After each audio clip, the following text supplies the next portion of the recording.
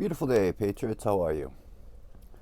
We're going to talk about Q, and we're going to do a self-analyzation of ourselves. Okay? And Q came out and for a couple of years gave out anonymously a bunch of information. And this information was in a roundabout way so that people could go out and do research and find out information on certain events, people, and politics and world events. Now, all of this information was public knowledge. None of it was brand new information, correct? I mean, because every single bit of it could be found on the internet. And there was people all over the world that knew every single bit of that information. Not everyone knew everything, but everything was known by at least one person around the world. Nothing is a secret. It's just maybe a secret from you and me because we don't have enough time to know everything, right? So Q got a bunch of people to go out and learn a bunch of new information. And a lot of that information was very shocking and absolutely very eye-opening. And anybody that was in the conspiracy theory realm or mindset before Q showed up, okay, these people were already doing their own research. They were already studying things before Q came out.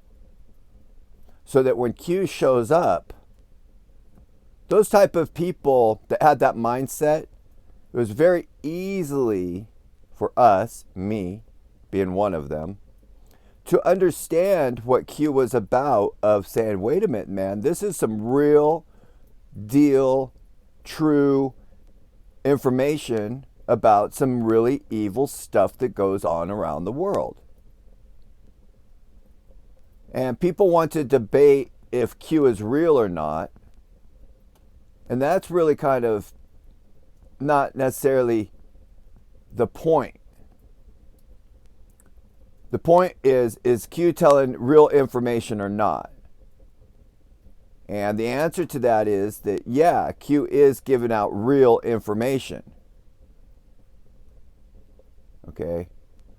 But then we let our minds go with our imaginations and fill in the blanks. Right? I mean, there's only really, I believe, I could be wrong on this, but there's only really one date that was ever set for an arrest. And that was the Q drop number 1. Right? I believe that's the only Q drop that's got a date of an arrest. And it didn't happen. And that lady is still walking around doing news interviews to today. Correct? And the world knows about so many things now. The world knows about truth. And it's confusing to a lot of people that, so many criminals can walk around freely. Right? I mean, that's confusing. Correct? I mean, look who's running for governor of Georgia again. So this can be a little bit confusing. But I do want to now we're going to do self-analyzations with each other. And I want you to ask yourself these things. Because the devil's trick is to deceive people. And one of the greatest ways to deceive people is to give them just enough truth for them to believe in a lie. Because if people go and do some research to see if what you're talking about is wrong, then they won't continue following you. But if you give somebody just enough information that looks real and truthful, they'll believe you and follow you all the way down the road. It's really easy to deceive somebody because most people are gullible. Most of us have good hearts, right? And you walking down the street would never believe just a stranger or an anonymous source. You wouldn't do it without really being reserved. You would do a lot of questionings of the stranger giving you a bunch of information. You would question it greatly. Now, Q has got a bunch of people to believe in a lot of things. A lot of things. But right now, the Q community is in a delusional, I mean absolute delusional state of mind. It's been a year now that the new administration's in office. Okay? And people are still sitting there saying, trust the plan. Okay? Not only that, QAnon people are following anonymous sources.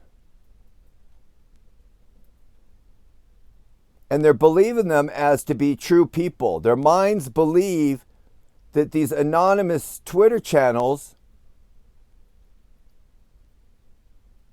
are good angels, let's say, here to help humanity. But God doesn't hide in the dark and in the shadows. The devil does. The devil uses deception. People are following on Twitter cartoon faces, Twitter channels, thinking that is good for them. They're following anonymous channels that refuse to say who they are. And they let other people on the internet say who they are. And then, okay, here's an example. I try to tell people that Q's fake. I send out Twitter. I get back on Twitter. I send out tweets and people are doing timing in between my tweets. Why? Why are you doing timing in between my tweets? I'm serious. I have nothing to do with Q. I'm trying to sit there and show. I dove deep into it to find out true information. The true information is that it is a deception.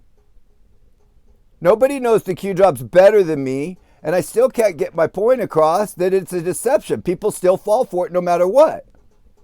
People would rather follow people that have been wrong on every single thing about Q. I've got a pretty good track record of being able to understand what's going on and saying what's happening before it happens. I'm not saying that you should believe me or that you should trust me.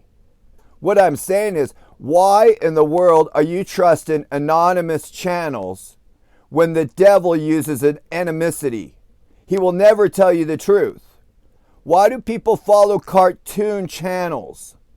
Why do people follow the government so blindly? And then the blind is following the blind. People, please wake up.